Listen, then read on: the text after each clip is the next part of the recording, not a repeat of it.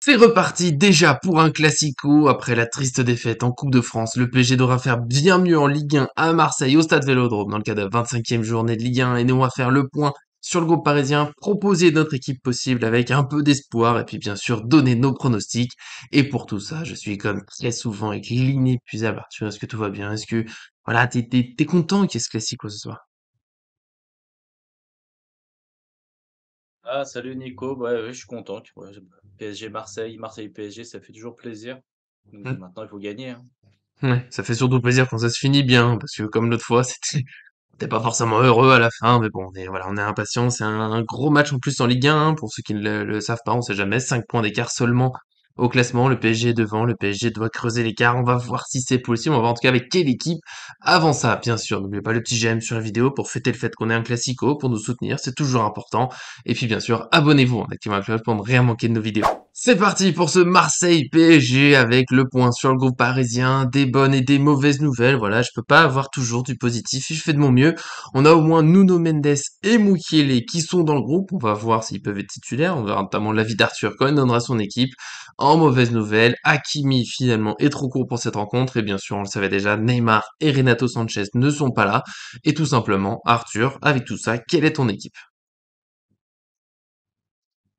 Oh, c'est l'équipe qu'on s'attendait. Donc déjà, ceux qui ont vu la vidéo d'hier, bah, ils savent un petit peu par qu'est-ce que j'ai décidé. Mais du coup, on va revoir ça. Donnarumma dans la cage, Kimpembe, Ramos dans l'axe et Marquinhos stopper droit. Plutôt Marquinhos dans l'axe parce que plutôt Ramos dans l'axe, pardon, parce que forcément Ramos sur le côté avec la profondeur, c'est plus compliqué. Et comme je veux que le PSG joue haut, je préfère peut-être que Ramos soit dans l'axe et Marquinhos et Kimpembe qui couvrent un petit peu. Donc ça me va bien comme ça. Mendes à gauche, Mukiele à droite. Parce que je veux bien faire commencer Zahir Emery à droite, mais je pense que bon, si Mukiele est prêt, bah, autant qu'il joue. Et puis bon, si en fin de match, il faut faire un changement pour le reposer un petit peu, ben, autant voir ça plutôt sur une deuxième partie de match, voilà, 60e minute, enfin je sais pas.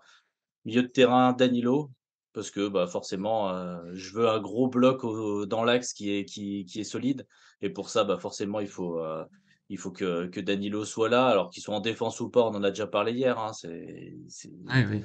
c'est un débat, mais pourquoi Danilo en numéro 6? Bah, c'est surtout parce que j'ai envie de voir Verratti plus haut, parce que, bah, quand Verratti il est plus près de la surface de réparation, hein, plus près de Vitinha, je trouve que ça joue mieux avec le PSG en ce moment. Mhm. Il y a besoin de projection, surtout qu'il y aura pas Neymar, donc voilà, Verratti et Vitinha un peu plus haut.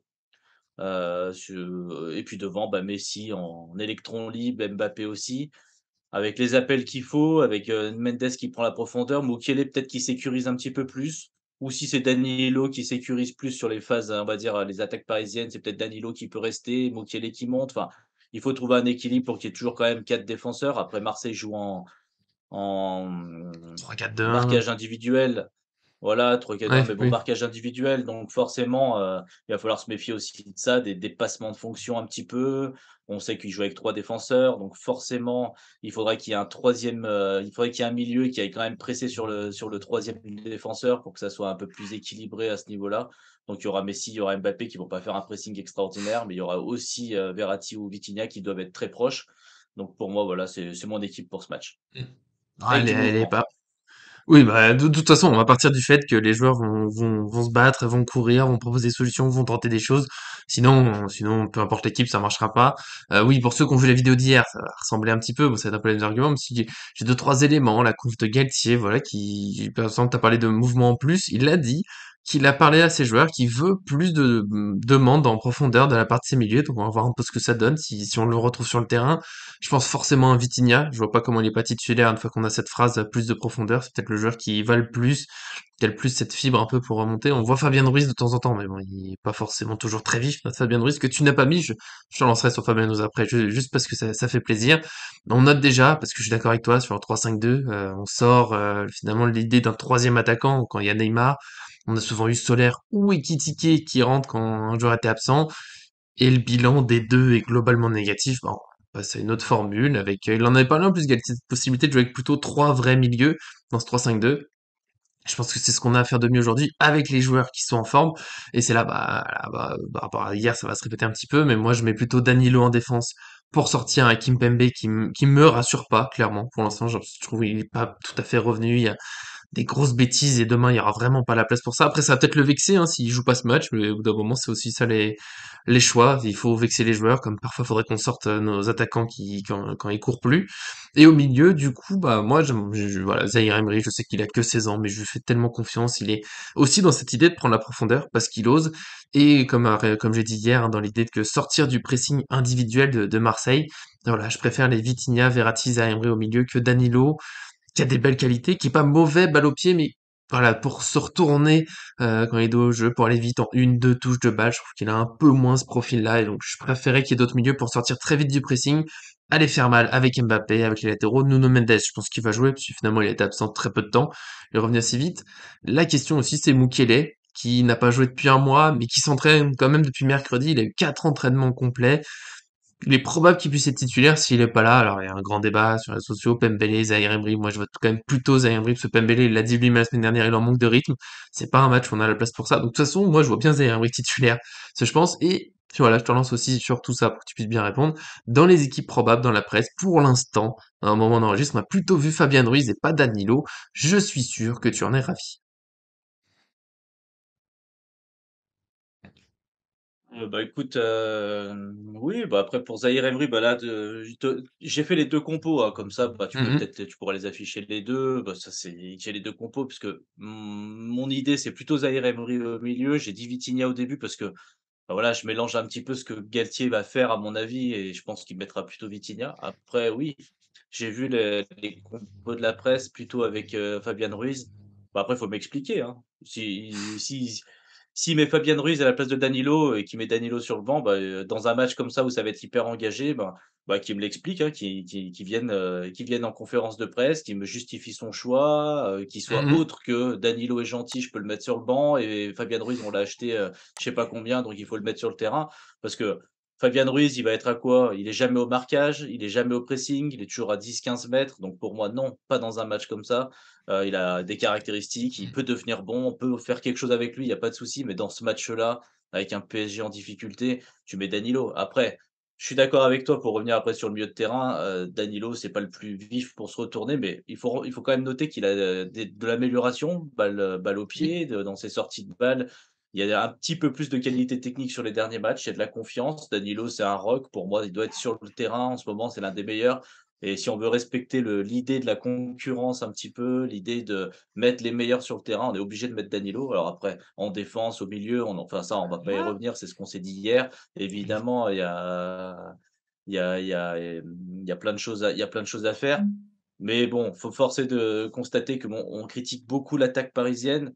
Je pense qu'on est très, très gentil avec le milieu parisien. Je pense qu'on est aussi plutôt, tolérant avec la défense parisienne. Mhm. Je pense qu'il y a des carences un petit peu des 2 côtés. Le milieu de terrain, bah, il est pas exempt de reproches. Vitinha, c'est pas terrible. Verratti, c'est pas terrible. Fabien Ruiz, Soler, c'est pas terrible. Les seuls que je trouve Foire en assez dessous, ouais. intéressants, c'est Zahir Emery et on va voir en dessous et c'est les seuls que je trouve, plutôt pas mal, c'est Zahir Mhm. Emery et Danilo. Donc pour moi, si les 2 sont pas sur le terrain, voilà, il faut juste m'expliquer ou en tout cas que sur le terrain, je vois pourquoi il les a pas mis, quoi. Bah, Fabien Ruiz. Il est peut-être un peu plus technique que Danilo, mais dans ce qu'il a montré pour l'instant au PSG, oui, c'est vraiment à la base, il est censé être peut-être un peu plus, mais c'est pas ce qu'on a vu. Donc voilà, nous en tout cas, on a fait le tour globalement de nos équipes. Vous pouvez nous dire dans les commentaires ce que vous préférez, plutôt Danilo en défense, au milieu, pas de Danilo pour ce qui est de l'équipe dans la presse. Nous en tout cas, on sera ravis d'échanger avec vous. On essaie de toujours de faire un peu le tour de ce qui est possible avec cette équipe parisienne. En tout cas, normalement, il y a quand même du beau monde sur le terrain, de quoi faire un beau match. Faudra mettre l'intensité, et c'est là, on va voir si on y croit ou pas, puisqu'on passe au pronostic. Et je le dis, parce qu'on échange souvent quand même, et Laouni, qui n'est pas dans cette vidéo, mais il nous l'a dit, ils vont un 3-1, un 1-3 du coup pour le PSG, but de Mbappé, but de Messi. Et moi, ben, en fait, je crois que le 1-3, ça va être un peu pour peut-être tout le monde. Arthur nous dira après, mais c'est un score qui me paraît assez juste. Peut-être 2-3, même, ça va dépendre un peu de si le PSG défend un peu plus que d'habitude. On ne voit pas en ce moment, pour moi, un match du PSG sans qu'ils se prennent un but, parce qu'il y a toujours un petit loupé. En plus, Marseille a quand même tendance à marquer, hein. Ils ont un jeu très offensif, très agressif. Il y aura sans doute un but. Et après, peut-être qu'on est trop optimiste, peut-être qu'on est fou, mais normalement, le PSG a les armes pour gagner ce match. En plus, contrairement au match de Coupe de France, même si j'aime pas qu'on en fasse trop sur ce joueur, qu'on en fasse le super-héros, d'ailleurs Mbappé, et ça change des choses quand il va falloir aller prendre la profondeur. On sait qu'il peut faire très mal à Marseille dans ce style de jeu. Donc ouais, 1-3, le réveil du PSG, j'y crois, le virage de la saison, on se dit peut-être que tout va bien se passer. Et bah, écoute, voilà, 1-3 ça me va aussi, Allez, mais je partirais plutôt allez, on signe. sur un 3 je partirais plutôt sur un 3-4 pour Paris, parce que, bah, je vois pas Paris se prendre qu'un seul but. Pour moi, le PSG va devoir attaquer, donc s'ils veulent ne pas se renier, ils doivent attaquer. S'ils attaquent, ils vont pas savoir défendre, c'est la galère pour eux. On l'a vu, il y a que contre le Bayern, à la rigueur, où ils sont capables de Hmm. défendre, on va dire, correctement, mais quand on voit même contre Lille qu'ils se prennent des buts, je les vois s'ils décident d'attaquer, je les vois forcément se prendre des buts, donc je vois en prendre 3 parce que, bah, mine de rien, bah, Malinowski, mine de rien, Sanchez, ça bouge beaucoup, Klose, Mhm. Tavares, ça c'est des joueurs qui vont attaquer, qui vont être là sur les seconds ballons et nous, à Paris, c'est bien, on n'est jamais là sur les seconds ballons, donc il y aura des buts.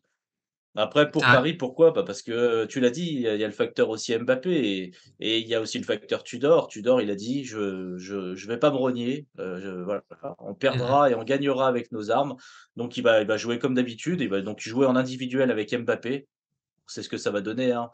Si Mbappé est en grande forme en individuel contre Mbappé, sans Mbemba, sans Gigot, voilà, avec, Balerdi Ouais. sûrement sur le terrain qui est pas terrible, avec, bon, c'est Mbemba, ouais, c'est Mbemba qui est voilà, il y Ouais, aura le ouais, retour c'est d'Eric cool. Bailly. Mais Hmm. bon, Bailly, voilà, ça fait plusieurs matchs qu'il est pas là non plus, donc c'est un peu comme Mukiele non plus, il a été suspendu 7 matchs, donc voilà.